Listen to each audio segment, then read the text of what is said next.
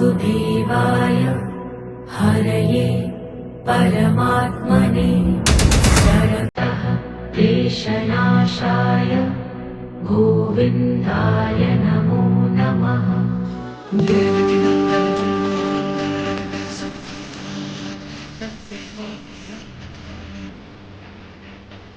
So guys, आज हम जा रहे हैं वृंदावन। भारत की राजधानी दिल्ली से 160 किलोमीटर दूर उत्तर प्रदेश में यमुना नदी के किनारे बसा हुआ एक ऐतिहासिक शहर मथुरा। पुराणों के अनुसार प्राचीन समय में मथुरा को मधुपुरी या मधुनगरी नाम से जाना जाता था। मथुरा भगवान श्री कृष्ण का जन्म स्थल है, जिसकी पहचान वृंदावन के बिना अधूरी है। वृंदा, जिसका मतलब होता है तुलसी, अर्थात तुलसी का वन। कहा जाता है कि श्री कृष्ण राधा रानी संग आज भी यहाँ के कण कण में विराजमान हैं और यहाँ के राजा हैं ठाकुर श्री बांके बिहारी, जिनके अनगिनत चमत्कारों की दुनिया दीवानी है और जिनकी एक झलक पाकर भक्त भाव विभोर हो जाते हैं। क्या आप जानते हैं बांके बिहारी को बांके बिहारी क्यों कहा जाता है? क्या आपको पता है बिहारी जी कैसे प्रकट हुए? क्यों बिहारी जी के हाथों में बांसुरी नहीं पकड़ाई जाती? ठाकुर जी की इत्र सेवा ही इतनी जरूरी क्यों है? क्या आप जानते हैं कि बिहारी जी की मंगला आरती नहीं होती? आखिर क्यों यहाँ आरती के समय घंटियां और तालियां नहीं बजती?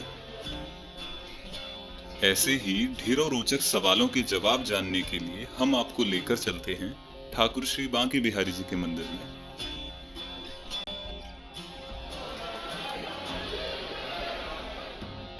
शुरुआत में बिहारी जी का कोई मंदिर नहीं था। वह स्वामी हरदास के साथ ही निधिवन में ही रहा करते थे। कुछ समय बाद उनके मंदिर निर्माण के लिए भरतपुर के राजा ने अपना बगीचा स्वामी जी को दान में दिया। कहा जाता है कि बिहारी जी के अंदर ही श्री राधा रानी समाहित हैं, इसलिए इन्हें युगल स्वरूप कहा जाता है। बिहारी जी के अनेक नाम हैं। कोई इन्हें बांके बिहारी कहता है तो कोई कुंज बिहारी। दुनिया के सभी मंदिरों में दर्शन की शुरुआत मंगला आरती से होती है, लेकिन बांके बिहारी मंदिर दुनिया का इकलौता ऐसा मंदिर है जहां मंगला आरती नहीं होती और यहाँ ठाकुर जी की सेवा भी किसी नन्हे बालक की तरह की जाती है। श्री कृष्ण का जन्मदिन तो सारी दुनिया को पता है, जन्माष्टमी। लेकिन क्या आप जानते हैं कि ठाकुर श्री बांके बिहारी का जन्मदिन कब आता है? ठाकुर श्री बांके बिहारी जी बड़े ही मनमोहक और चंचल हैं, इसलिए बार बार पर्दा लगाकर इन्हें भक्तों की नजरों से बचाया जाता है। वैसे तो यहाँ प्रत्येक दिन किसी उत्सव से कम नहीं होता, लेकिन यहाँ के कुछ मुख्य उत्सवों में साल का पहला महोत्सव वसंत पंचमी है। बिहारी जी के चरणों के दर्शन करना आसान नहीं है, क्योंकि चरणों के दर्शन साल में सिर्फ एक ही दिन होते हैं। अक्षय तृतीया के बाद गर्मी के मौसम में ठाकुर जी को शीतलता देने के लिए पूरे मंदिर को फूलों से सजाया जाता है। सावन के महीने में झूले का बहुत महत्व होता है, जिसके चलते बिहारी जी भी भक्तों को सोने चांदी के झूले में दर्शन देते हैं। वैसे तो बिहारी जी निधिवन में रोजाना ही रास करते हैं, लेकिन साल में एक दिन ऐसा भी होता है जिस दिन बिहारी जी मंदिर में भी रास करते हैं।